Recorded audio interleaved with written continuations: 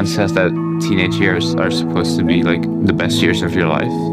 In a lot of ways, you feel powerless. Chaos. You're figuring out your life.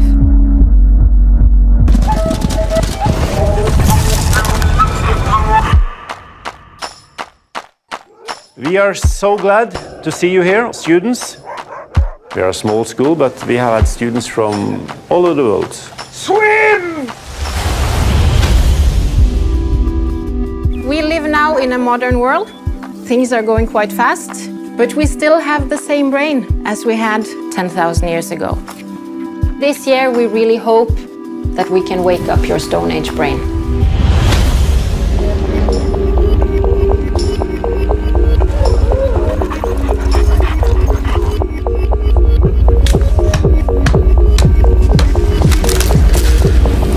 I said a lot of times I can't do this. It is a lot of work.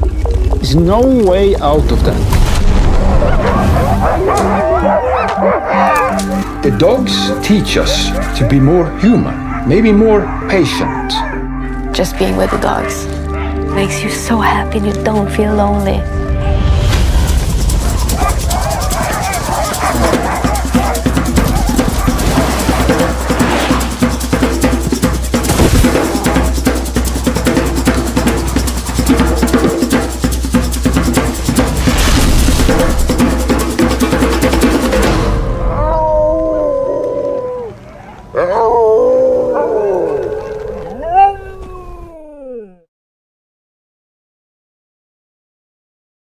Hello, everyone. My name is Heather Hurt with the NRW, or Nerds Rule the World, and I am here with Rachel Grady, one of the directors for the upcoming documentary Folktales. How are you today? I'm great. And you know who rules the world? Nerds rule the world, and so do dogs. Dogs rule the world. Dogs do rule the world. Pets rule the world, but dogs have a special place, absolutely. Yeah. I won't deny, watching the documentary, I was a little jealous of these kids. I want to learn how to dog sled. That sounds... Oh, me too. So fun. Yeah. I mean, you can go to the school. There's no cutoff in age. You would have to hang out with a bunch of teenagers, but you could go.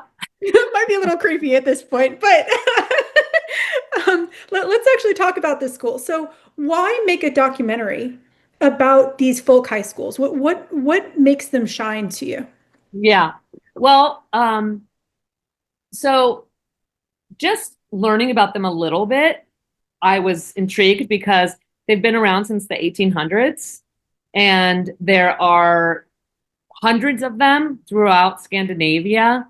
There are 80 just in Norway, and they were created by someone I just thought the concept from day one was fascinating because it's giving young people an opportunity to build character and to find some purpose in life. And that seems like what a good idea to do that in that time in between childhood and adulthood. What a perfect time to stop and try something hard, put a little, stiffen up your spine a little bit. And I think it would be beneficial for everyone. It's a beautiful opportunity. So I just, the whole concept of them was interesting to me. And then, then this one that has a dog program, and then you also get to take care of 40 dogs and learn how to, just to rely on each other, and the actual teachers that taught that program were fantastic. So once we got pulled into the whole concept of like, if a folk school was a good story, then it just became obvious as we got closer to the school that we focused on. Let's talk about the kids for a second. Then there are 3 kids, young adults, who are who you really pick as your find. Of course, you talk about many of the kids there, but there are 3 that really stand out at the beginning. All of whom are kind of they're kind of locked in on themselves. They're kind of nervous, and they do break out a little bit. Why spotlight some of these kids? Why were they the focal points? They all were able to articulate really clearly to us right from day one what they were hoping to get out of this experience. So I thought we thought that was a good sign that something might change for them. They actually had some sort of, wish of what could happen over that year. So, you want some sort of arc, and they were presenting to us an arc that they were hoping for. And all of them were in the program with the dogs, because there was a lot of kids there that weren't. And we just thought the magic between, dogs being able to teach humans how to be better humans was irresistible. So, and the people we focused on were incredibly generous with their their vulnerability, and they were very, very open and vulnerable to us. So they were kind of naturals. This is but you were part of the larger classroom. Y'all were watching the larger classroom throughout the documentary. How did the other kids interact? How did they feel about this? How did all of the teachers overall feel? Most of the teachers especially were very interactive and honest, but how did some of the kids feel and the other teachers? About the documentary? Yeah. Or about the production. It's very interesting. I mean, it's an international school, but the majority of the kids are Norwegian, and culturally they're really different from Americans. They're much more humble and subtle and not attention seekers. So they were totally happy we were there. They were, supportive and nice and welcoming, but really were very different from what we're used to filming in America, where people want to be famous and an influencer and, always have a question or a comment. So it's a totally different animal. Culturally, they're totally different. So I don't want to say they tolerated us, because I think they liked us more than that. But there was this kind of, vibe that they were kind of like, that sounds like a you project. Did that make it difficult to create some of those interactions, or it made it more challenging, but they're all these films are so challenging. They are like, it's I think that it was particularly hard. It's particularly hard to make an observational film about this generation, just because they are so savvy about their image and controlling their image and putting filters on it and cutting the dumb parts out. And, they're just really good at that. And they've been doing it from day one. And so I think that was a hurdle. That was a bigger hurdle, was to get them to understand that it was going to be something different.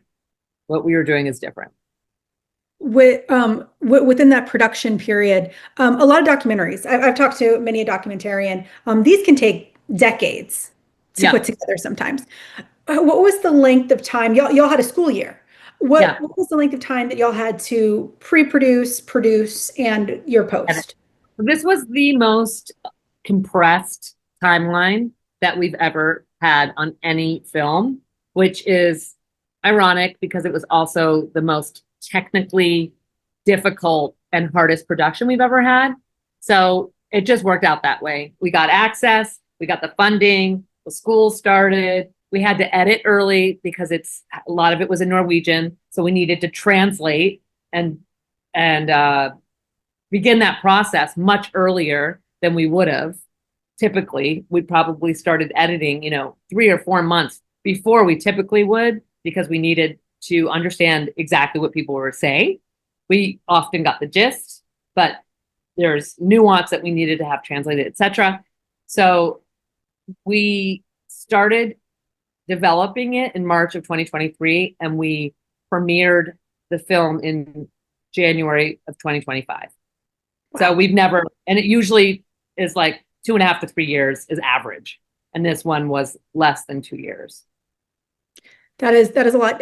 To go back to the very beginning and how this all kind of started, we kind of touched on it at the beginning of this interview. Americans going to Scandinavia to do stuff, to go to Norway to do this. How did this hit y'all's your purview? How did y'all learn about this, and how did y'all get there? Like, how did y'all actually go, you know what, we are 100% going to make this documentary? Well, we went to several of these folk schools when we were still developing it. We visited 5 of them, and we were progressively getting further and further north. And Pasvik was the last one that we visited, and we met the teachers and spent an evening with them. They were telling us stories about their students and experiences they had, and pretty much Heidi and I left that dinner like, okay, well, we have to do this. They're amazing.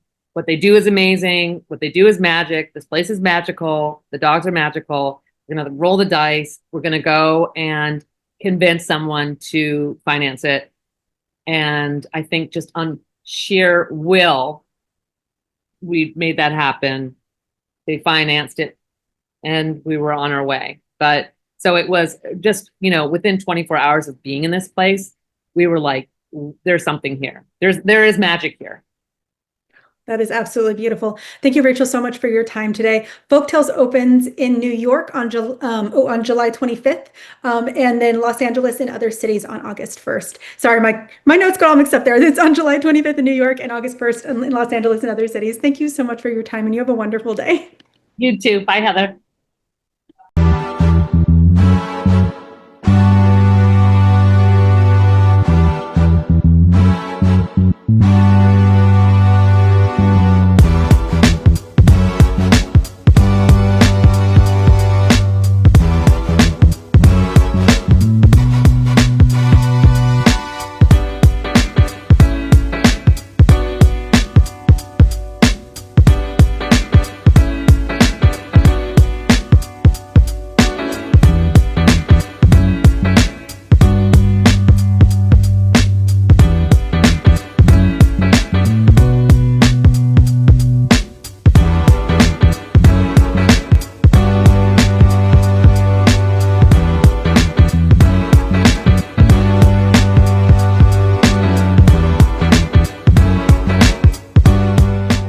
Nerds rule the world. Pleasure chatting with you. Love to all my nerds who rule the world. Yeah. Nerds rule the world. Yes, we do. Thanks. Nerds rule the world. Thank you. I love the nerds ruling the world, so more power to you. Patrick, what up, man? And yes, they do. Nerds rule the world, kid. Yes, sir. Thank you. Awesome. Kuya P, nerds rule the world. Hello. Yes, they do. Yes. Oh, nerds rule the world. I got. It's in the title of your show, like nerds rule the world. Like, I want more Black weirdos on screen, and I don't feel like we ever get to see that very much. Thank you so much. Nerds do rule the world. Yes. Thank you. Thank you, nerds rule. Love it. Hello, Sarah. Hello, Julian. Yes, nerds rule. Yes, rock on. I love it. Thank you so much. It's good to see you. I love Nerds Rule the World. But yeah, there's a heavy nerd component, man. Yeah. And at the end of the day, if you ask me, nerds rule the world. So absolutely. And you're right. Nerds do rule the world. We're just the best. yes. Thank you, ladies. Nerds so much. Thank you. Yes. Thank you, guys. Bye. It's your boy Kuya P. Nerds rule the world. Thank you so much, guys. I appreciate you. They rule the world, all right. Yes. Take care, Tony. Thank you, guys.